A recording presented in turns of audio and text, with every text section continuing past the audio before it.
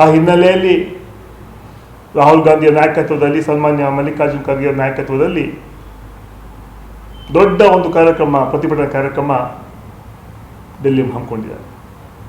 ರಾಹುಲ್ ಗಾಂಧಿಯವರ ಹೋರಾಟ ಕೇವಲ ಚುನಾವಣೆಗೆ ಮಾತ್ರ ಅಲ್ಲ, ನಮ್ಮ ಓಟು ನಮ್ಮ ಹಕ್ಕು, ಪ್ರಜಾಪ್ರಭುತ್ವ ವ್ಯವಸ್ಥೆಯನ್ನು ಸಂಪೂರ್ಣವಾಗಿ ಬುಡಮೇಲು ಮಾಡಿದಂತಹ ಕೇಂದ್ರ ಬಿಜೆಪಿ ಸರ್ಕಾರ ಮತ್ತು ಎಲೆಕ್ಷನ್ ಕಮಿಷನ್ ಆಫ್ ಇಂಡಿಯಾ ಶಾಮೀಲಾಗಿ ಭಾರತೀಯ ಜನತಾ ಪಾರ್ಟಿಯ ಅಭ್ಯರ್ಥಿಗಳನ್ನು ಹಾಗೂ ಅವರ ಅಲಯನ್ಸ್ ಪಾರ್ಟ್ನರ್ ಅಭ್ಯರ್ಥಿಗಳನ್ನು ಗೆಲ್ಲಿಸುವಂಥ ಕೆಲಸ ಅವ್ರು ಮಾಡ್ತಾರೆ. ಹಿಂದೆ ಕಾರಣದ ಕೈಗಳಿವೆ, ದೊಡ್ಡ ಷಡ್ಯಂತ್ರ ಆಗಿದೆ.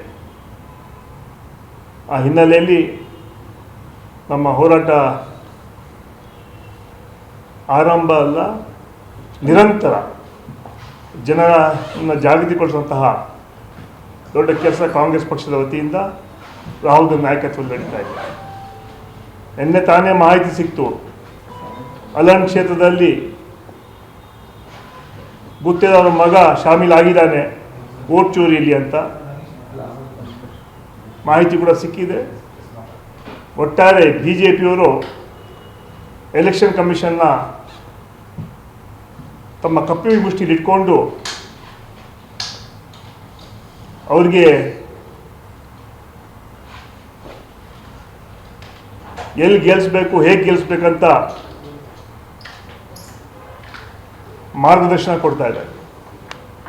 ಇವತ್ತು ದೇಶದಲ್ಲಿ ಎಲೆಕ್ಷನ್ ಕಮಿಷನ್ ಬಗ್ಗೆ ಜನ ವಿಶ್ವಾಸ ಕಳ್ಕೊಂಡಿದ್ದಾರೆ. ಎಲೆಕ್ಷನ್ ಕಮಿಷನ್ ಆಗಿ ಉಳಿದಿಲ್ಲ, ಬಿಜೆಪಿ ಕಮಿಷನ್ ಆಗಿ ಪರಿವರ್ತನೆ ಆಗಿದೆ. ಯಾವ ರೀತಿಯಲ್ಲಿ CBI, ED, IT ತನ್ನ ಮುಂಚೂಣಿ ಘಟಕಗಳಾಗಿ ಪರಿವರ್ತನೆ ಮಾಡಿಕೊಂಡಿದ್ದಾರೆ, ಅದೇ ರೀತಿ ಎಲೆಕ್ಷನ್ ಕಮಿಷನ್ ಆಫ್ ಇಂಡಿಯಾ ಅದನ್ನು ಕೂಡ ತಮ್ಮ ಹತೋಟಿ ಇಟ್ಕೊಂಡು ಚುನಾವಣೆ ಓಟನ್ನು ಕದಿಯುವಂಥ ಕೆಲಸ ಇವತ್ತು ಬಿಜೆಪಿ ಕೇಂದ್ರ ಸರ್ಕಾರ ನರೇಂದ್ರ ಮೋದಿ ಅವರ ಆದೇಶದ ಮೇರೆಗೆ, ಅಮಿತ್ ಶಾ ಆದೇಶದ ಮೇರೆಗೆ ಮಾಡ್ತಾ ಇದ್ದಾರೆ. ಅದರ ವಿರುದ್ಧ ನಾವು ಹೋರಾಟ ಮಾಡ್ತೀವಿ. ರಾಜ್ಯದಲ್ಲೂ ಕೂಡ ಹೋರಾಟ ಮಾಡುವಂಥ ಕೆಲಸ ನಾವು ಮುಂದಿನ ದಿನಗಳಲ್ಲಿ ಮಾಡ್ತೇವೆ.